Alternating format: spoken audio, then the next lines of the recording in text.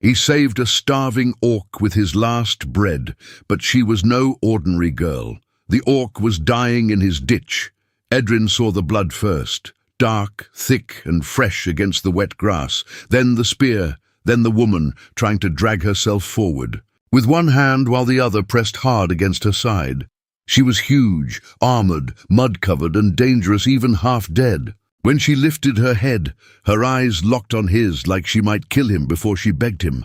"I have not eaten in days," she said, voice rough as stone. That should have been enough to make him back away. A wounded orc on human land meant soldiers, bounty hunters, or worse. But then he heard the horns. Not far. Getting closer. Edrin had one loaf left in his satchel. One. His last bread for the week. He tore it in half and held it out. She stared at him like she did not understand. "Mercy." Then she snatched the bread, nearly collapsed, and looked past him toward the road with sudden fear. Riders were coming through the rain, and when the first horn sounded again, the wounded orc grabbed his arm and said, "If they find me here, they will kill you first." Edrin did not think.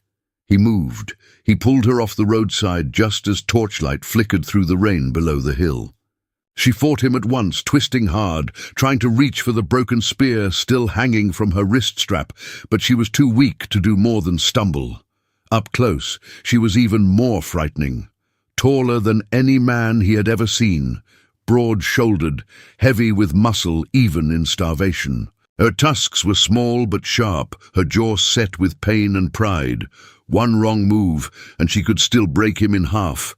But she could barely stand. "Quiet," he hissed, not because he was brave, but because the horns were getting closer.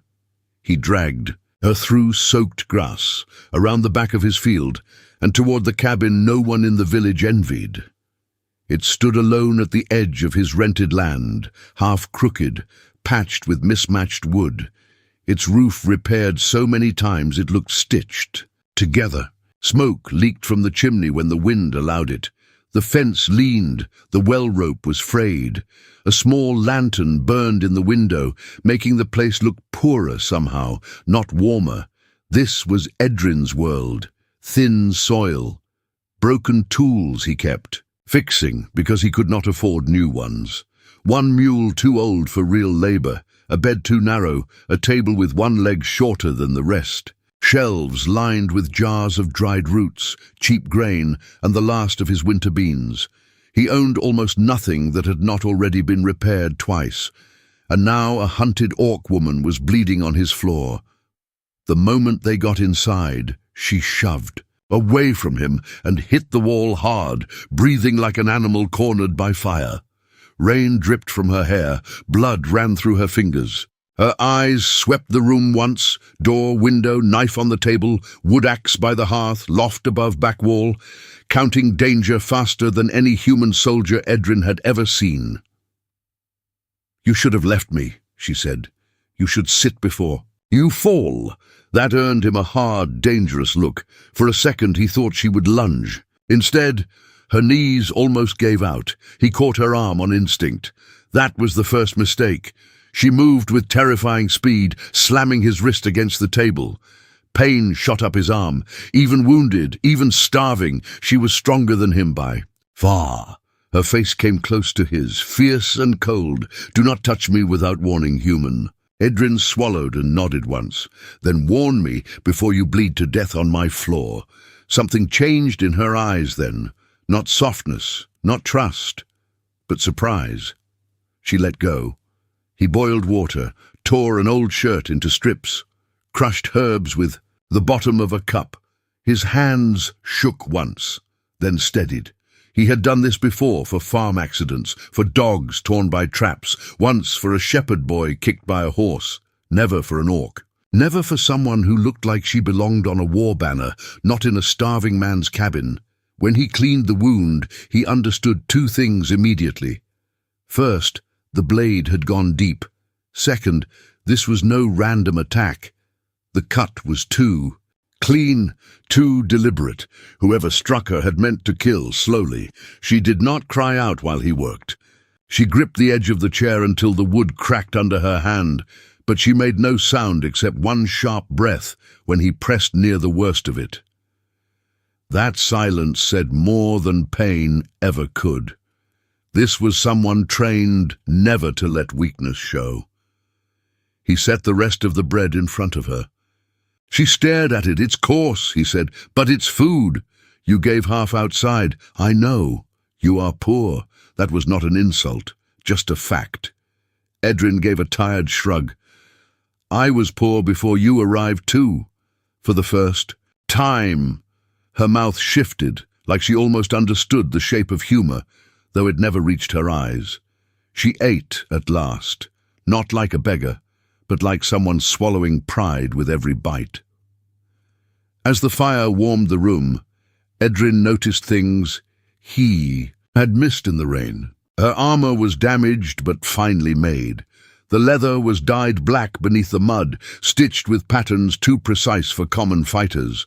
A heavy clasp hung broken at her shoulder, marked with a symbol he did not know.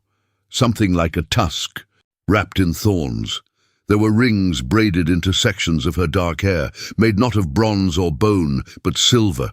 Even injured, starving, and sitting in his patched chair, she did not look ordinary. She looked displaced, like a blade left in a plough field. "You got a name?" he asked. She hesitated too long. Then she said, "Maela." It might have been true, it might not. Outside, the rain eased. For one brief moment, the valley went still. Then hoofbeats sounded somewhere beyond the field, not passing by. Stopping. Edrin froze. The hoofbeats stopped somewhere near the road below his hill, close enough that even Maela heard them. Her whole body changed at once. The little warmth the fire had given her vanished from her face. Her hand went straight for the knife on the table, though her fingers were still weak from blood loss. "They followed," she said. Edrin stepped to the window and lifted the edge of the cloth hanging there. He saw no torchlight yet, only darkness, rain mist, and the pale line of the road. But horses did not stop in the middle of a storm for no reason. "Loft," he said. She looked at him as if weighing whether to obey a human in his own house was more offensive than bleeding to death. Then another sound drifted through the night, a man's voice, distant, searching. That decided it. The loft above the main room was hardly more than a platform for sacks, broken tools, and the extra straw he saved for winter. It was cramped, even for Edrin. For Maela it was ridiculous. Still, she forced herself up the ladder with her jaw clenched tight, moving like a wounded beast too proud to whimper. Edrin pulled a rough blanket over the front edge to hide her shape, then scattered. Old feed sacks nearby to make the space look untouched. A knock came at the door. Not loud. Not polite, either. Edrin opened it just enough to show one shoulder and a tired face. Two mounted men waited in the rain, cloaks dark with water, both carrying short spears. Not village guards. Their horses were better bred, their boots cleaner, and their eyes too sharp. "Late to be calling on farmers," Edrin said. "We're tracking thieves," one man answered. "Seen anyone on the road?" Edrin let his gaze drift past them like a sleepy man dragged from his fire. "Only rain." The rider studied him, then looked past his shoulder into the cabin. Edrin did not move aside. "You live alone?" "Yes." The second rider sniffed the air. "Got enough food in there for more than one?" Edrin almost laughed at the stupidity of that.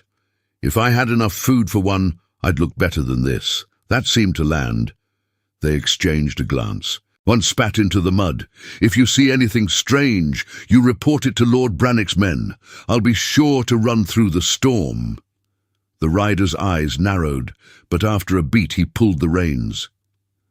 "Careful with your tongue, farmer." They rode on. Edrin waited until the hoofbeats faded before shutting the door. Only then did he let out the breath he had been holding. Above him, silence. Then the wood creaked, and Maela came down one step at a time, pale with pain and fury. "Lord Brannock?" she asked. "Border Lord." Takes tax from men who already have nothing and calls it protection. Her expression hardened further. Then he has men hunting where they should not. That sounds like you know more than you're saying. Maela said nothing. She sat again, but more slowly now, one hand braced against her wound. The fire had burned low while they hid. Edrin fed it another split log and set the kettle back over the heat. For a while neither spoke. The silence between them no longer felt empty, only dangerous in a different way. She was hiding something. He knew it. She knew he knew it. Yet he had still lied for her. At last, he brought over warm water and fresh cloth. "This will hurt again," he said. "It hurt the first time. That was before I knew where the worst of it was." One corner of her mouth twitched, almost annoyed, almost amused. She unfastened part of the torn armor herself, allowing him to work. That alone felt like a change. Up close, the wound looked angrier than before. The flesh around it had darkened slightly. Edrin crushed more herbs, mixed them with a bitter paste, and pressed it along the cut. Myla's fingers dug into the chair arm so hard the wood groaned. "You make terrible medicine," she muttered through her teeth. "It's not meant to taste good." "I am not eating it." He glanced up. That was a joke. She blinked once, as if jokes spoken while someone's hand was inside a wound were not part of her understanding of the world. Then, surprisingly, a low sound escaped her, short, rough, almost like the beginning of a laugh. It ended quickly, but it had happened. When he finished, he gave her a cup of hot broth made from onions, beans, and the last bit of animal fat left in the crock. It was thin and unimpressive. Maela stared at it like it was a punishment. "This is food?" she asked. "It is if you're poor. In my clan, this would be given to old dogs. In my house, old dogs would be grateful." She took a cautious sip. Her face did not change, but she took another, then another. Hunger made honesty unnecessary. Edrin sat across from her with his own cup. "What do orcs eat, then?" "Meat, thick stew, root mash with marrow, charred onions, blood bread during war season." He lowered his spoon. "Blood, bread. It is not made how you think." I wasn't thinking anything good. For the first time, her eyes warmed. Humans think orcs chew bones and bark at moons. Some humans do. Some orcs think humans faint at the sight of real weather. He took another sip. Some humans do. That earned him a longer look. Not hostile this time. Measuring. Reconsidering. The storm finally passed near dawn, leaving the cabin wrapped in dripping silence. Edrin rose to feed the mule, check the fence line, and make certain the riders had truly gone. He hesitated before leaving her alone, but when he reached for the knife on the table, Maela's hand moved toward it, too. Their eyes met. "You think I'll steal it?" she asked. "I think if someone comes through that door, you'll need it faster than I will." He left it where it was. Outside, the world looked poor and honest again. Mud clung to his boots. The field sagged under too much rain. One fence post had tipped. The mule stared at him with the dull resentment of an animal old enough to hate mornings. It was the same life as yesterday, and yet nothing felt the same. There was an orc in his cabin, an armed one, a hunted one, and instead of fear being the strongest thing in him, it was concern. He returned with wet firewood and 2 eggs from the stubborn hen that still laid when she pleased. Inside, Maela had not moved far, but the knife was no longer on the table. It rested across her lap. "I wasn't sure you'd come back," she said. The words were plain, too plain. Edrin set down the wood. "It's my house," he answered. "That is not what I meant." He looked at her then, really looked, and saw something that had not been visible in the road or by the first fire, exhaustion deeper than the body, Not weakness, not helplessness. Something lonelier, something used to betrayal. He turned away before the moment could grow too large and cracked the eggs into a pan. They fell into a rough routine after that. Morning. Edrin checked the field, traps and road while Mayla rested, watched, and tried to pretend resting was not humiliating. Midday. He changed the dressing, made her eat, and kept the shutters mostly closed. Evening. He split wood. She sharpened the broken spearhead into a knife point, and they listened to the valley. Every sound mattered now. Cartwheels, barking dogs, crows lifting off suddenly from the far hedges. On the second day, Mayla tried to stand too fast and nearly blacked out. Edrin caught the chair before it tipped. "Sit. I am not one of your chickens." "No," he said. "My chickens are easier." She glared at him, breathing hard. Then, to his surprise, she obeyed. On the third day, he returned from the well to find she had cleaned his whole table and reorganized his tools by size and use. The knives, awls, needles, and bits of wire sat in such exact order that even he felt judged by them. "You touched my things," he said. "You touched my wound. That is not the same. It is now." He opened his mouth to argue, then shut it again. The truth was, he did not hate it. No one had ever arranged anything in his house. Except him. The place felt less abandoned for it. That evening he mended one of his shirts by the fire, clumsy but patient. Mayla watched in silence for a long time before speaking. "In my clan," she said, "men would hide that work. In my village, men hide plenty of things. Bad sewing shouldn't be one of them." She studied the needle in his rough fingers. "Among orcs, a warrior must know how to mend his own leather. If he cannot repair what keeps him alive, he is a fool." Edrin glanced up. "Then maybe humans and orcs aren't as different as they like to claim." She did not answer, but she looked at him differently after that. The softest moment came that same night. The pain had kept Mayla from sleeping well, though she never admitted it. Near midnight, Edrin woke to a strange sound, not a cry, not quite. A broken breath, sharp and involuntary. He found her sitting upright by the dying fire, one hand pressed to her side, sweat at her temple despite the cold. He said nothing at first. He only crossed the room, stirred the embers, and added wood until the flames rose again. Then he set water to warm and placed his own blanket over her shoulders. It barely covered half of her, which should have looked absurd. Instead, it looked unbearably human. "I do not need coddling," she said, but the words were weaker than usual. "Good," he replied, "because I don't have enough supplies for coddling."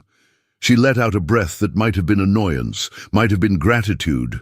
"Oh." Handed her the cup once the water was warm enough to hold, but not burn. For a while they sat there in the dark, the fire breathing between them. Then Mayla said quietly, "In my father's hall, no one sat with the sick. They sent healers, servants, guards, but not themselves." Edrin stared into the flames. "In my house, there's no one else to send." She held the cup with both hands. "That is not what I meant either." This time he understood. He did not answer with anything clever. He only stayed. And in that silence, something shifted.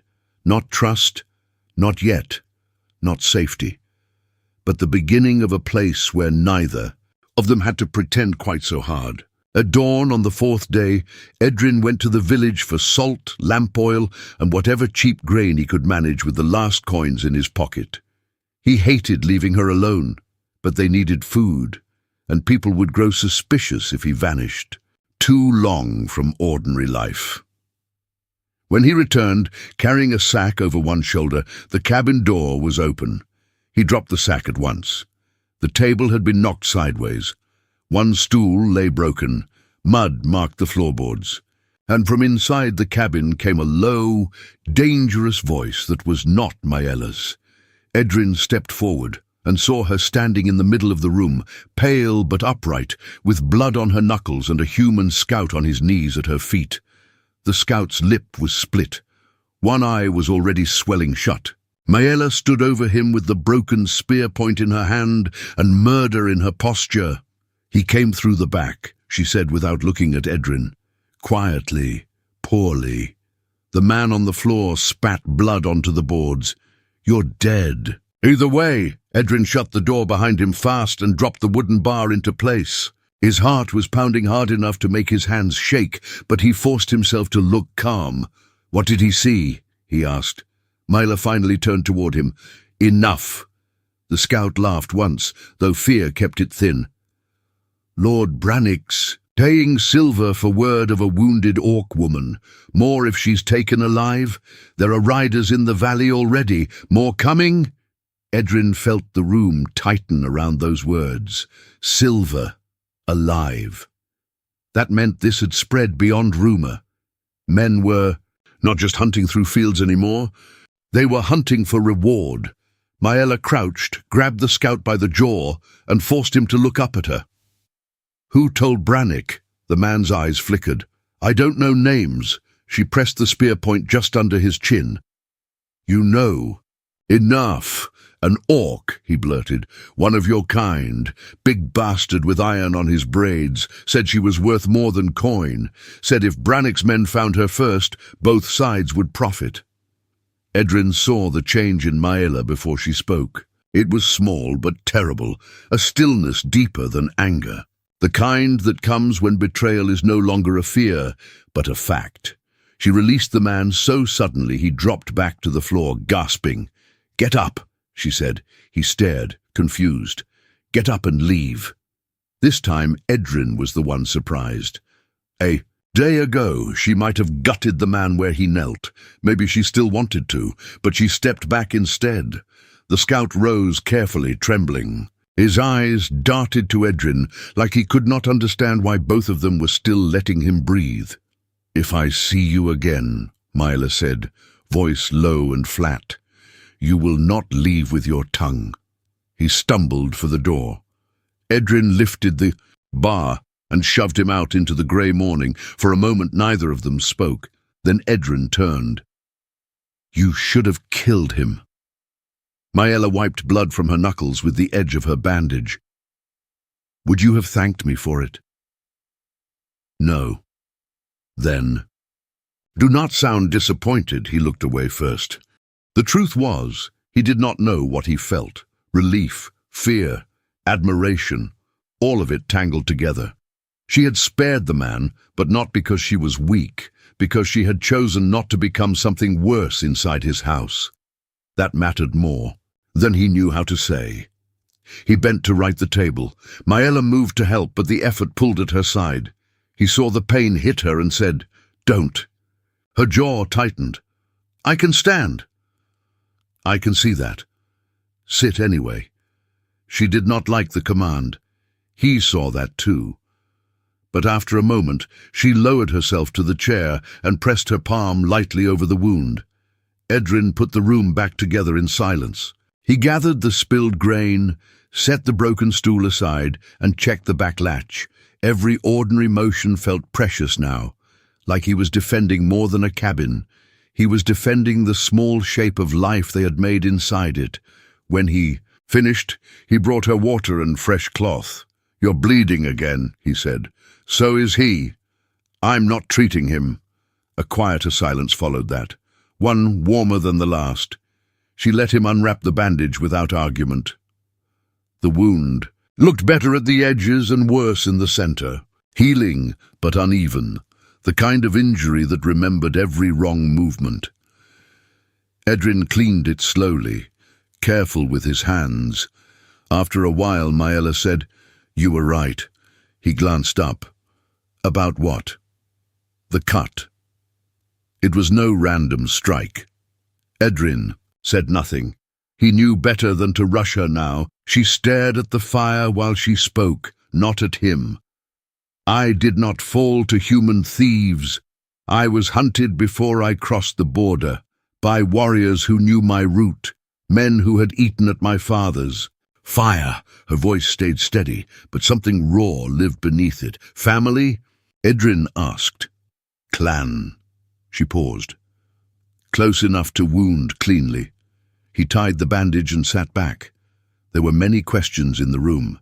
He chose the simplest one. Why? Maela gave a humorless smile. Because I lived. That line stayed with him. She did not say more and he did not press, but the shape of her silence told its own story.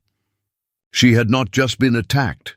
She had been cast out by people she once trusted, perhaps by people she once loved. It made the night she woke suddenly, hands searching for a weapon, feel different now. It made the way she watched the door make sense. That evening, the pressure outside sharpened. 2 men from the village came by, under the excuse of returning a borrowed spade. One was old Terran, whose back had bent long before his pride had.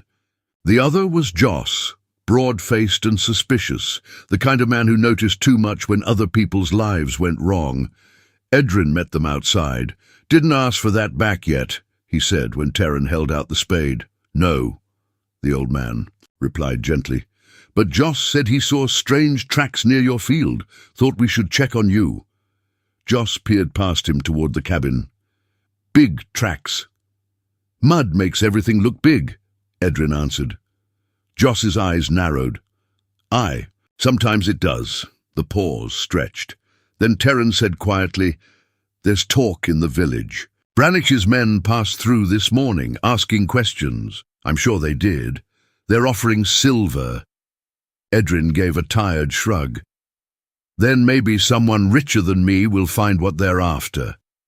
Terran looked at him longer, then comfort aloud, not accusing, not innocent either. The old man had known Edrin since boyhood. He knew when something was wrong. Be careful, Terran said at last. Joss was less kind. If you're hiding trouble, don't expect the village to bleed for it. After they left, Edrin stood outside longer than necessary, staring at the wet field and the road below. Human life had always felt narrow to him. Rent, weather, work, harvest, winter, repeat. He had once thought that smallness was safety. Now he saw how quickly even poor men could sell danger to your door for a few pieces of silver. When he went back inside, Maela was watching him. They suspect, she said. Yes, you should send me away tonight. No, the answer came. Too quickly for him to hide it, Maela noticed. Of course she did. You say that like a fool, she murmured. I say it like someone who knows you won't make it far in your condition. Her eyes lingered on him. And if I were strong, Edrin busied himself with the kettle. Then I'd still think sending you out alone with hunters on both sides was a bad idea. That was not the whole truth, and both of them knew it. They began speaking more after that. Not all at once, not in long confessions like old friends, but in pieces, between chores, while bread browned near the hearth or water heated or wind rattled the shutters. He told her about his father's hands, always cracked in winter no matter how much grease he rubbed into them. About his mother singing, while gutting fish, because she hated silence. About the fever that took both of them within 12 days and left the house so quiet he had once gone outside just to hear strangers speak. He told her he almost left the valley once, years ago, but stayed because leaving cost money and grief did not. Maela listened without interruption. Then, one night, she gave him something in return. In my father's hall, she said, there was never silence. Only orders, training, petitioners, arguments, steel drums. Her fingers rested loosely around the cup in her hands. When I was young, I thought noise meant strength. I thought if the hall ever went quiet, it would mean I had failed. Edrin waited. She looked into the fire. Now I think I have always been tired. It was the saddest thing she had said yet, and she said it without self-pity. That made it worse. Why were they after you? He asked softly. Her shoulders stiffened. Because some people fear the ruler who remembers hunger, she said. And some fear the ruler who does not enjoy cruelty. He studied her profile in the firelight. You sound like someone used to being obeyed." "I am." The answer should have pushed him away. Instead, it only made the contrast sharper. This woman, who spoke like command was her birthright, had eaten his poor man's broth with both hands because she had been too weak to pretend it was beneath her. On the 6th morning, he found her outside with his axe. For one cold second, he thought she meant to leave. Instead, she was standing at the chopping block, splitting kindling, one-handed, with brutal efficiency. "You're not supposed to be lifting that," he said. "You're not supposed to keep rotten fence posts standing with prayer and wire." She answered. He looked past her. 3 broken posts now stood properly set in the ground, packed tight with fresh mud and stone. She had done all that before sunrise. "You should have rested. You should have bought a better axe." He tried not to smile, failed a little. She saw. The strange thing was how it changed the whole morning, not because joy suddenly bloomed in the cabin, but because it proved something quieter and more dangerous. They were beginning to enjoy each other. That day, they cooked together for the first time. Edrin made coarse flatbread from old grain. Maela crushed dried herbs into the dough and added salt, the way her people seasoned travel rations. He doubted it would help. It did. When he bit into the finished bread, he looked at her in surprise. "That's actually good." She lifted one brow. "Your standards are low." "My standards live in this house." For a brief moment she laughed, fully. Low, rough, and unexpected. It changed her entire face.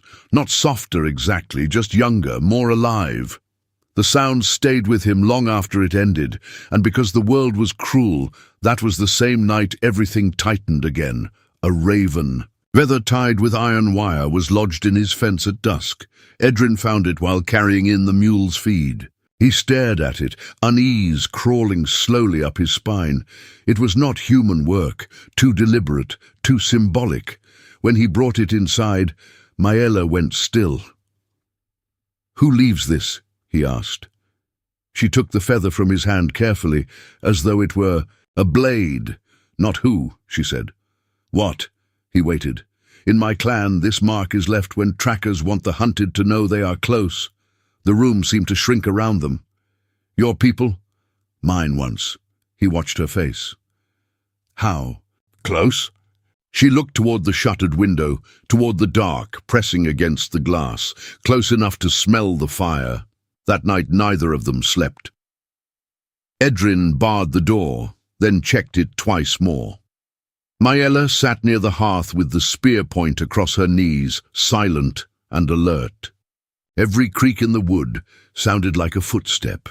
Every gust of wind felt like breath against the walls. The bond between them had changed, but so had the danger.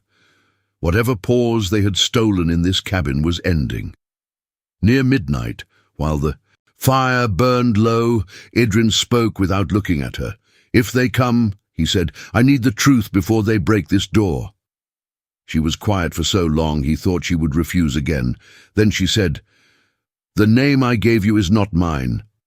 And before Edrin could answer, something heavy struck the outside wall of the cabin. The impact shook dust from the rafters. Edrin was on his feet at once. Maela rose too, faster than she should have in her condition, the spear point already in her hand. Another blow hit the cabin wall, lower this time, followed by the sound of boots sliding in wet mud outside. Not a random search. Not village men, a signal. Edrin reached for the wood axe by the hearth. His hands were steady now, though his heart was not. "How many?" Maela did not answer at first. She was listening. Head slightly turned, every part of her sharpened by instinct. "Not Brannock's men," she said at last.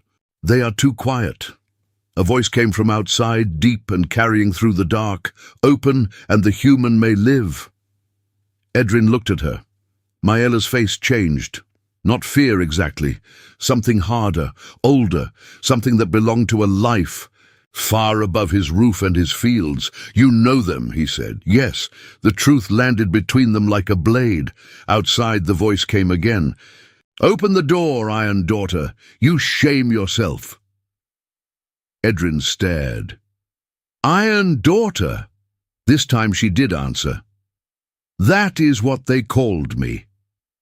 Another blow struck the wall, not enough to break it, only enough to remind them it could be broken. Then talk, Edrin said, low and sharp. Now. For one heartbeat she looked like she might refuse him even here, even now. Then the choice left her. The men outside had taken it. She lowered the weapon slightly but did not let go of it. My name is not Myla. The cabin felt colder. My true name is Maevra Vakaroz, she said.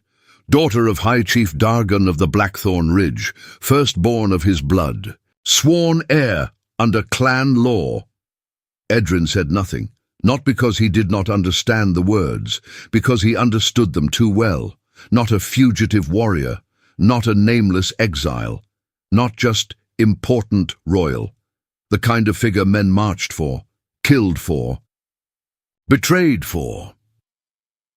He looked at the patched roof above them, the rough table, the thin blankets, the last scraps of grain in the sack by the wall.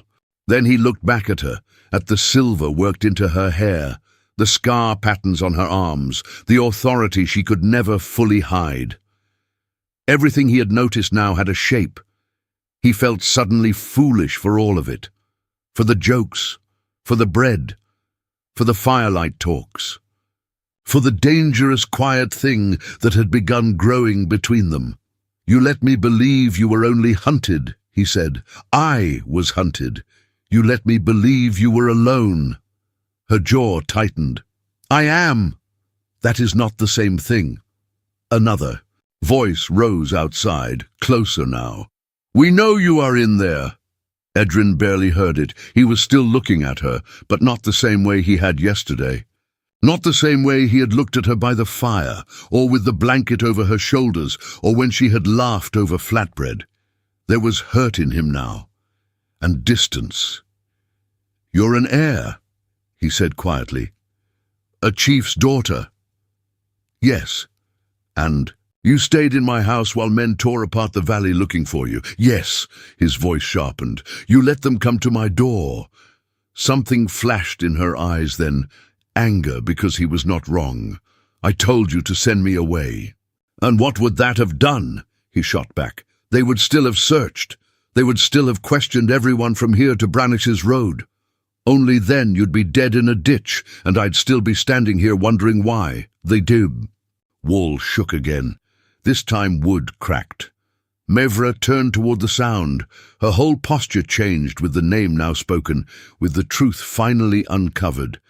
She no longer looked like a wounded stranger hidden in a poor man's cabin. She looked like command forced into too small a room. Listen to me, she said. The men outside may not be the ones who wish me dead. Edrin almost laughed from the bitterness of it. That is supposed to comfort me? It should frighten you more. That stopped him. She stepped closer, voice lower now. If they are mine, they serve the old law. They will drag me back whether I can stand or not. If they are my cousins, they will burn this cabin with us inside and call it justice. If Brannick's men reach us first, they will sell me to whichever side pays best. The words came fast, controlled, but beneath them something darker moved. My father is dead, she said. He died before naming the next war chief before the full council. By blood and trial, the right should have passed to me. It nearly did. Some would have followed me, some still might, others could not bear it. Because you're a woman, Edrin asked, her mouth hardened. Because I would have changed things. Outside, someone slammed the door with the butt of a spear. Open! Maevra kept speaking. My father ruled by fear because fear worked. Raids, tribute, punishment, strength above all. I learned it, I carried it, I was good at it. The admission tasted bitter even in the hearing of it. Too many assumed I would become him. Some feared I would become worse. But when the border famine came and human settlements starved, I argued against winter raids. I argued against burning storehouses and taking children as debt hostages. Edrin stared at her. I said hunger makes monsters of every people, she said, that if we fed the valleys instead of bleeding them, we would gain loyalty stronger than terror. He knew. Then, not the whole story, but the core of it, that made enemies. It made rivals bold. A low horn sounded outside the cabin. Not from one man, from several. Answered from farther off. They were being surrounded. Maevra looked once at the shutter, then back at Edrin. My cousin Roruk called me weak. My uncle called me tainted by border softness. My father's old captains smiled to my face and counted which way the iron would fall. After my father's death feast, I rode to claim the signet before the council gathered. She touched her wounded side. They were waiting. The room went quiet except for the rainwater dripping from the eaves. Who struck you? Edrin asked. She held his gaze. My mother's brother. That hit differently, not just politics. Blood, not just ambition. Family. Edrin felt his grip tighten around the axe. And you still think some of the men outside might be yours? My people are not cleanly divided into saints and traitors, human. Some loved me, some used me. Some may do both before sunrise. For a moment, neither moved. Then Edrin asked the question that had been growing in him since the first lie, since the false name, since the moment he understood how far above his life she truly stood. If I had known what you were the first night, he said, voice rougher now, would you still have let me bandage you? Feed you? Speak to you like I did? Maevra did not answer. She could have lied. He would have heard it. Instead, she said nothing, and that silence wounded him more than anything outside the walls. He stepped back from her. The distance was only 2 paces, but it felt like the loss of something neither of them had ever dared name. A voice outside barked an order in the Orc tongue. Heavy boots moved around the cabin. Torchlight now flickered through the shutter cracks. Then came a new sound from beyond them. Horses, many of them, approaching fast from the road. Human riders, Brannick's men, or worse. Maevra heard it too. Her face went still. We are out of time, she said. Edrin looked at her like he no longer knew where to place her in his world. Not by the fire, not at his table. Not in the quiet pieces of himself she had reached too easily. She saw it. And for the first time since he had found her in the ditch, something like pain, not physical pain, but something deeper, showed plainly on her face. The first orc through the dark shouted her full title, Maevra var Karoz, by order of Blackthorn. Blood, yield! Then the cabin door shuddered under a full-force strike. The bar splintered down the middle, and Edrin realized the next moment would decide whether he lost his house, his life, or the woman he had never truly known. The bar snapped. The door burst inward hard enough to slam against the wall, and cold night poured into the cabin with 3 armored orcs behind it.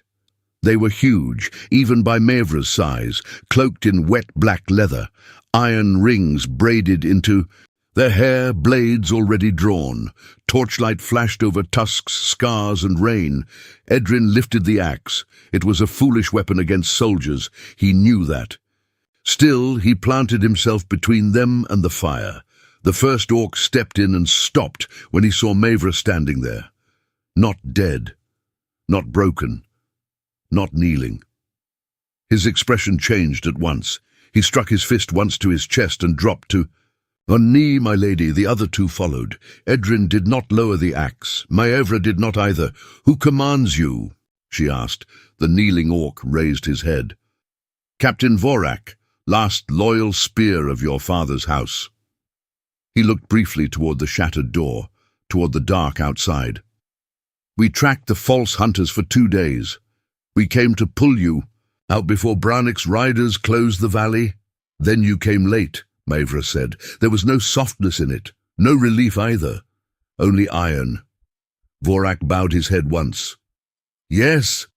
Behind them from the road came the sound of human horns. Not one, several. Closer than before. Edrin's stomach tightened. How many? Vorak stood. Too many if we fight on open ground. Too few if she rides now. Mavra's eyes flashed. I do not ride anywhere until I know which of my blood still remembers my name with honor. Vorak hesitated.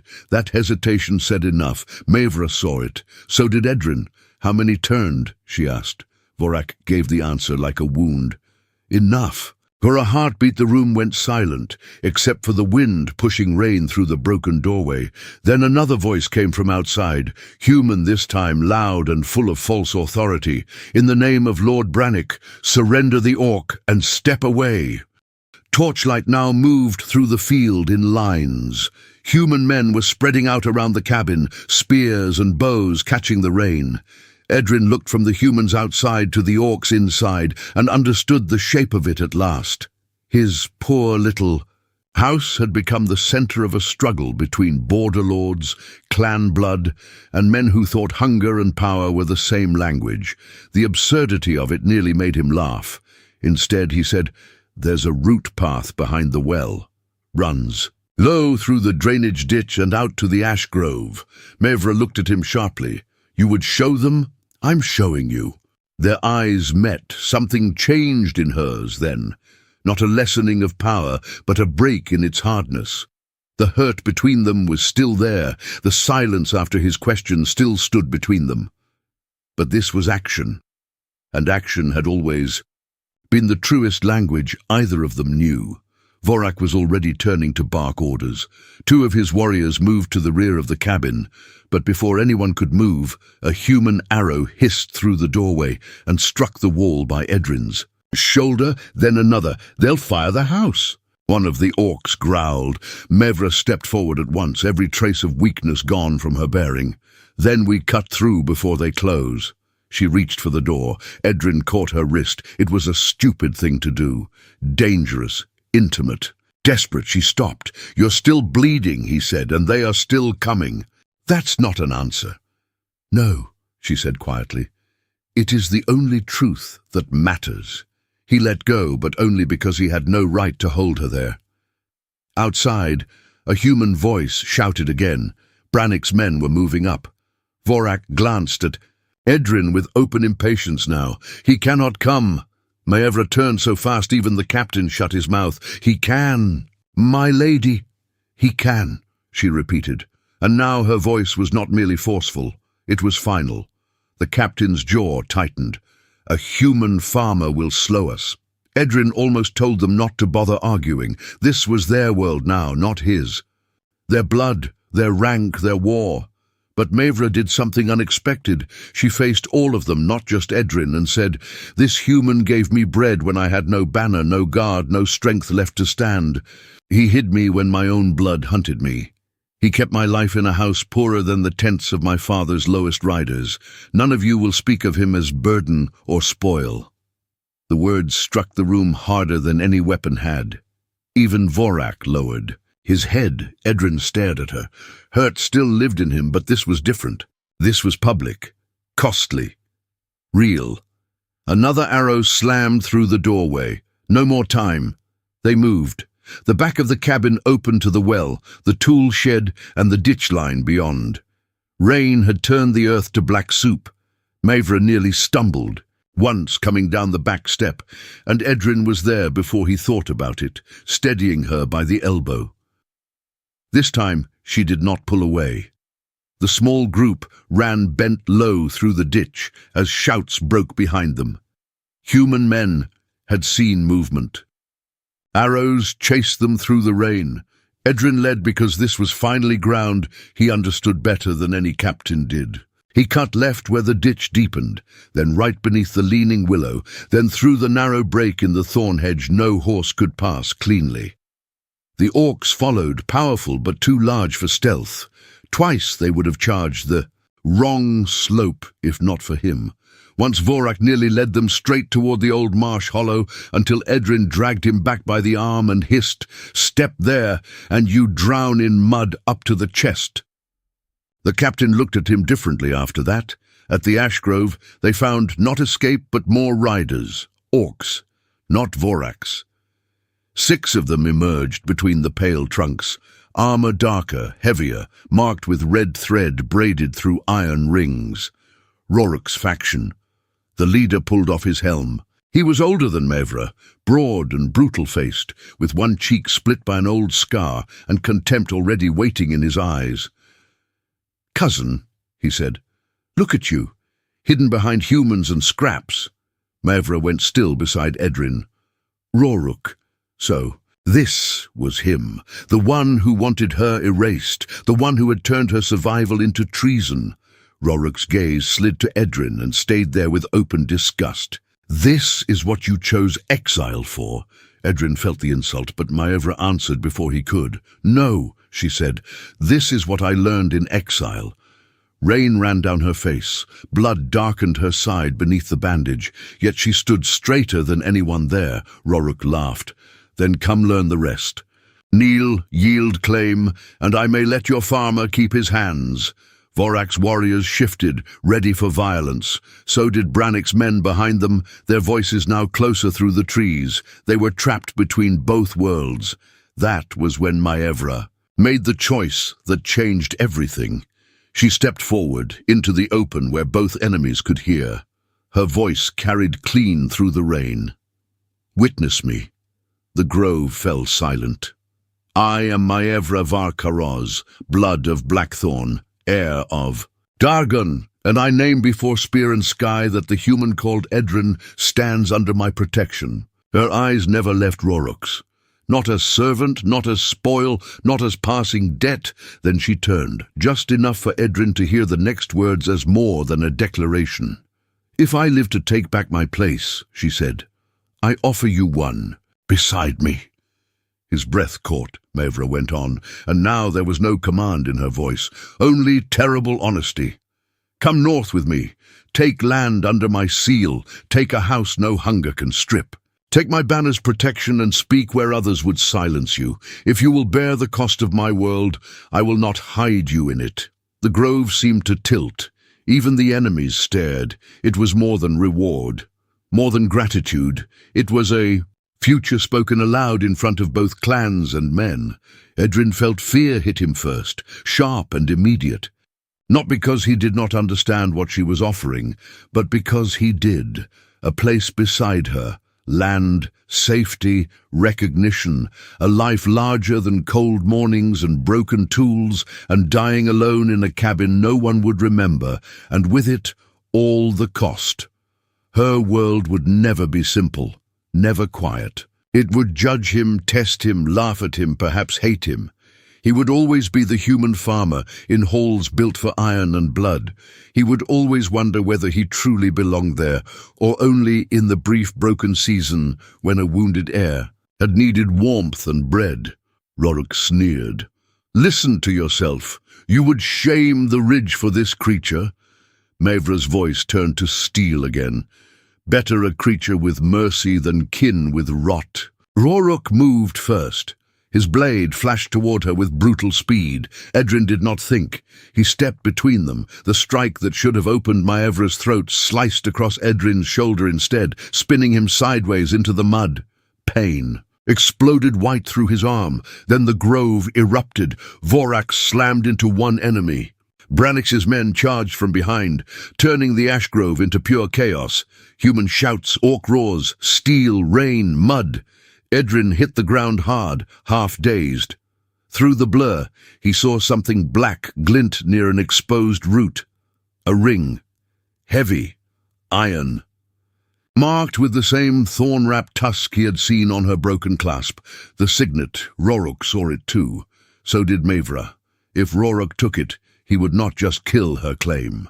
He would own its symbol. Edrin pushed through pain, grabbed the ring and closed his fist around it, just as Roruk's boot crashed down where his hand had been. For one wild second, Edrin was under the orc's shadow, wounded, half-blind with rain. And blood, nothing in him but stubborn refusal. Then Maevra hit Rorok like a thrown axe. They went down together in the mud. The fight around them fractured and shifted. Human men, seeing orcs locked in their own battle, began falling back. Vorax. Loyalists drove forward. Rorok rose once with a blade in hand, but Maevra disarmed him with savage precision and put him to one knee before all of them. She could have killed him. Everyone knew it. Instead, she pressed steel to his throat and said, for every witness there, live and carry this truth. I was betrayed, not broken. Then she stood, bloodied and breathing hard, and turned back to Edrin. He was on one knee, clutching his shoulder with one hand and the ring with the other. She stared at the iron in his fist. Slowly, he opened his, and rain washed the mud from the signet. The whole grove seemed to hold its breath. Maevra took the ring, but her eyes stayed on him. "You fool," she said, and there was grief and wonder tangled together in the words. Edrin swayed as he stood. "You keep saying that." Her mouth trembled at one corner, almost breaking into something softer, almost not surviving the war around them. Brannick's remaining riders were retreating now. Rorok's followers were backing away, their certainty shattered. Vorak's men were closing ranks. The path ahead was open, but Edrin still had to answer. Maevra stepped closer, close enough that only he could hear now. "I cannot promise ease," she said. "I cannot promise that my people will welcome you quickly, or that you will never hate the cold stone of my halls. I can only promise this. I will not let them make you small, not after what you have done, not after what you are to me." The Yaizu rain softened. Edrin looked at the valley behind him, where his old life waited in pieces. The cabin, the field, the narrow road of the man he had been. Then he looked at her, bloody, proud, exhausted, terrifying, truthful at last. He was afraid of her world, of failing in it, of needing more than he had ever allowed himself to need. But walking away now would cost something too. It would cost the only place his heart had moved toward in years. So he gave the only answer he could live with. "I'll come," he said, voice rough with pain and rain and everything breaking open inside him. "Not because I think I belong there yet, because I know I won't belong anywhere if I leave you now." Maevra closed her eyes once, briefly, like that truth struck deeper than any blade. When she opened them again, they were fierce and bright. "Then stay beside me," she said, and as dawn began to thin the storm above the ash grove, the wounded farmer and the hunted heir stepped forward together into the cost of the world waiting for them. The valley did not keep them. By full morning, the dead were counted, the wounded bound, and the last of Brannick's men had fled back toward the border road with broken pride and less certainty than they came with. Rorok was spared, but not forgiven. He rode north under guard, stripped of the clean victory he had planned, forced instead to carry news more dangerous than his blade. Maevra var Karoz lived, bore the signet, and had witnesses enough to make denial impossible. Edrin left his cabin before noon. There was no noble farewell to it. The door hung broken. One wall was split. The field around it had been churned by boots, hooves, and blood. The little life he had built there had not survived the night untouched, and neither had he. He stood for one quiet moment in the doorway and looked at the table where she had first eaten his bread, the hearth where she had worn his blanket, the loft where he had hidden her from riders, and the chair arms still cracked from her grip. Then he picked up the one thing that still felt like his, a simple cloth satchel with a spare shirt, a whetstone, and a wooden spoon his mother had carved years ago. That was all he carried from his old life. The road north was long, cold, and never simple. Word travelled faster than horses, and by the time Maevra's party crossed the ridge paths into Blackthorn territory, stories had already outrun them. Some said the heir had returned from death. Some said she came back half-human, in spirit. Some said a farmer from the border had bewitched her. None of those stories helped Edrin much when the gates of the stronghold opened and every eye turned toward him. Blackthorn Hold was nothing like the valley. It rose from the mountainside in black stone and ironwood, built into the ridge itself, like something carved by force instead of patience. Fire burned in high braziers even by day. The courtyards rang with steel and shouted orders. Wolves paced in lower pens. Banners snapped hard in the wind. Everything about the place told Edrin he had entered a world where softness was either hidden or crushed. And yet Maevra did not let him trail behind like a servant. She brought him through the front gates at her side. That choice cost her. He saw it in the faces of the captains who saluted her but looked at him with confusion or contempt. He heard it in the court whispers that followed them through the hall. He felt it in the testing silence of nobles who would have accepted almost any scarred warrior more easily than a lean human farmer with a healing shoulder and patched boots. Maevra could have made his place easier by hiding him, naming him some paid rescuer, some temporary guest, some useful peasant to be rewarded and dismissed. She did not. In the first council after her return, when the old bloodlines gathered and measured her strength, she stood before them, wearing the black iron signet on her hand and the marks of the ash grove still fading from her skin. She answered accusations with truth, challenges with proof, and threats with the kind of cold steadiness that had made men fear her long before exile. By the end of that council, Roruk's claim was broken. The captains who betrayed her were divided or exposed, and the hold remembered what a rightful heir looked like when she chose not to kneel. But that was not the only thing she changed. When one elder, grey-haired and cruel-mouthed, asked before the court whether the human would now be sent away with silver, Maevra answered in a voice that cut through the hall like a blade. "He gave me bread when I had no title left to protect me," she said. "He will not be dismissed like a hired blade." No one challenged her twice on it in public. That did not mean the cost vanished. Edrin felt it every day. He was too human in a place shaped by orc custom, too plain among iron and rank. He did not know the rituals, the titles, the silences that mattered. He was watched when he spoke, and watched harder when he said nothing. There were days he wondered if he had made a terrible mistake. Days the stone halls felt too high, the stairs too heavy, the distance between who he had been and where he stood too wide to cross. But he did not leave, and slowly, without spectacle, he began to belong in the only way he knew how. He repaired what others ignored: a grain storage latch that had warped in the cold, a cracked harness buckle on a captain's saddle, a drainage trench below the lower kitchens that had flooded every thaw for 6 winters because no one of status thought to kneel in mud and fix it properly. He helped the herb women sort rootstock before frost. He learned the names of stable wolves and did not flinch when they bared teeth. He listened more than he spoke. Usefulness became respect. Not all at once, not from everyone, but enough. Maevra changed too, though not in ways the court always understood. She was still formidable, still dangerous, still more than capable of making old men regret underestimating her.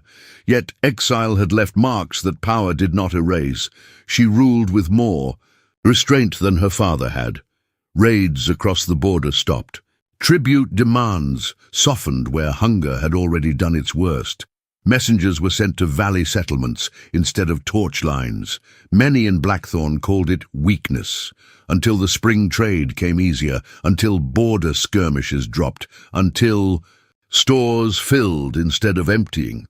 Only then did some begin to understand that mercy, used well, could be a harder kind of strength.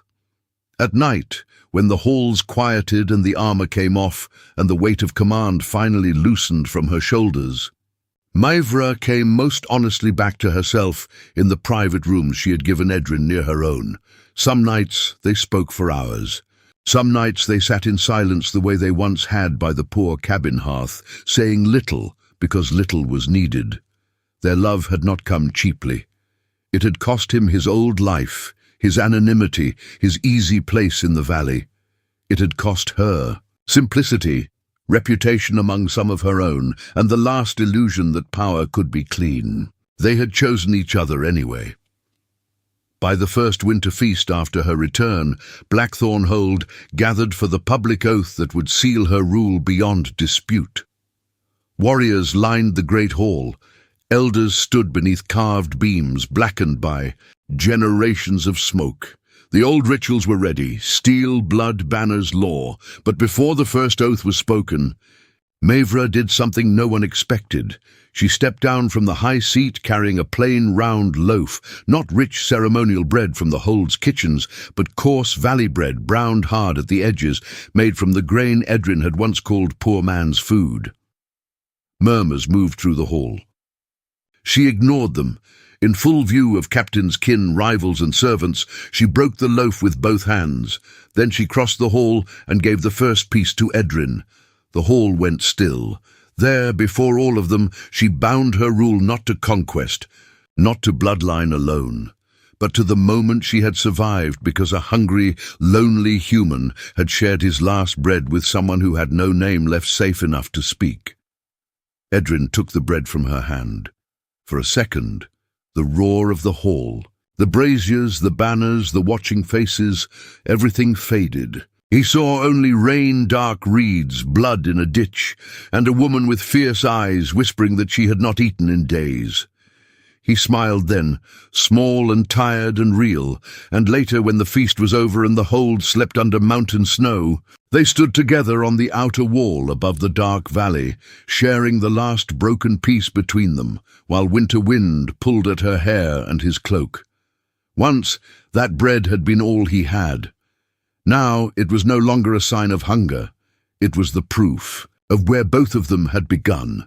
And as Maevra leaned her head briefly against his shoulder, the farmer who had fed a starving orc with his last bread understood that the smallest act of kindness had carried him farther than any road in his life.